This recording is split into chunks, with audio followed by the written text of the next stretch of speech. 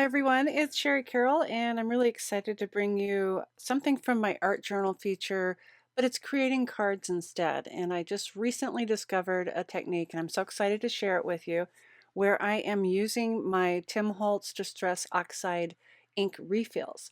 And I've created a background just to start off, and I have my colors here, and I'm using my Tim Holtz Tonic Glass Media Mat to work on. So this is going to be really fun for you to watch.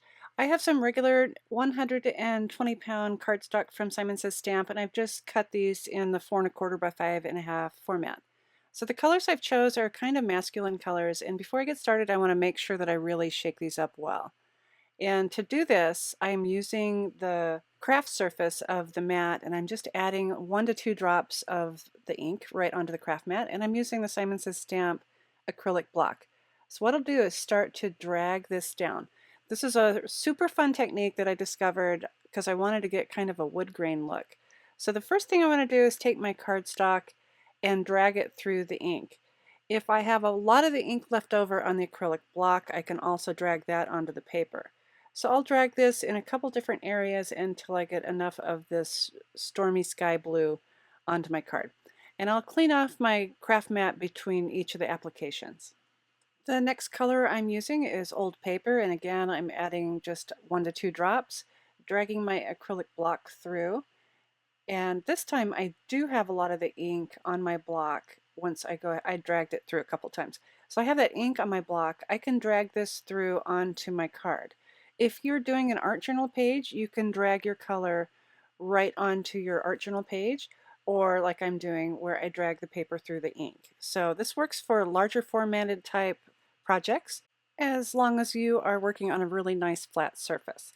This next color that I'm using is Tumbled Glass, and I'm just using the same technique where I'm adding a few drops to my mat and then dragging my paper through, or dragging my block onto my paper.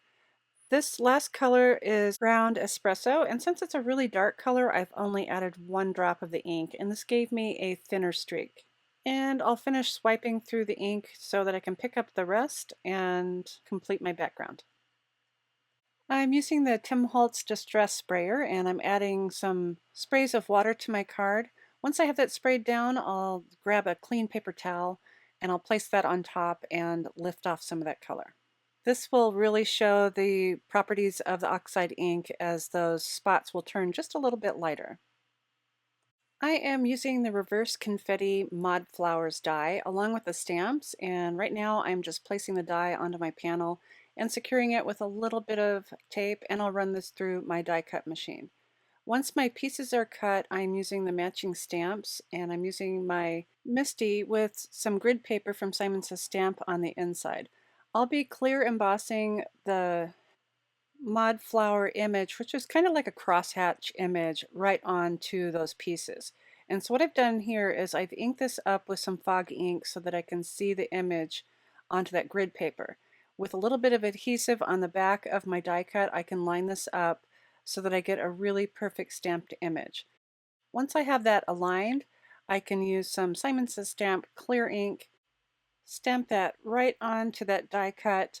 Then I can sprinkle on my clear powder, and I'm using some tweezers here to hold everything in place. And then I'll use my heat tool to heat set this, and then I get a really beautiful crosshatch pattern right onto that oxide ink. And you can see where it kind of locked in that color and makes it a little bit darker. I'm ready to start some assembly, so I have cut out some of those leaves with some dark chocolate cardstock from Simon Says Stamp, and I've also backed that panel where I've used some foam tape and lifted it up from a panel. I am using my Simon Says Stamp craft tacky glue to glue these together, and I really love that fine tip point on this. I can get that glue right up to the edge of those leaves, and once I have that well glued, I can start stacking these together. I am doing just 2 pieces of the cardstock on the back of these, and these will create almost a chipboard feel to the die cuts. I have all of my leaves with their 2 layers of that background paper, and I'm adding 3 heights of my foam tape. Then I can remove the backing and add them to the card, and I'll place them right back in place from the die cut of the panel. I wanted something to connect all these leaves together so that it looks like an actual plant. So I am using some of my twine, and I have some Scotch tape here that I'll be using to secure this to the back. So I'll start by giving myself a little bit of length at the top, and I'll start wrapping this around the panel, making sure that I have it lined up. I'll hold it onto the back. Then I can wrap this around about 3 times, and then once I'm ready, I can secure this onto the back with a piece of tape. I have stamped a greeting onto some of that dark chocolate cardstock, and I've white embossed that. I've also added some of my foam tape to the back, and this will straddle those leaves, and then I can glue it in place right on that twine so that it'll sit securely. And to finish this off, I have created a double bow from my twine, and I'll just be gluing this to the top of these leaves and right at that twine. Here's a close-up look of how this turned out. I'm absolutely in love with this technique. I can't wait to try other colors together, but this gave a really nice masculine feel, and it almost looks like wood grain, especially where those streaks thin out. If you're interested in the colors that I chose for this project, be sure to check the description box below for all the supplies I've used.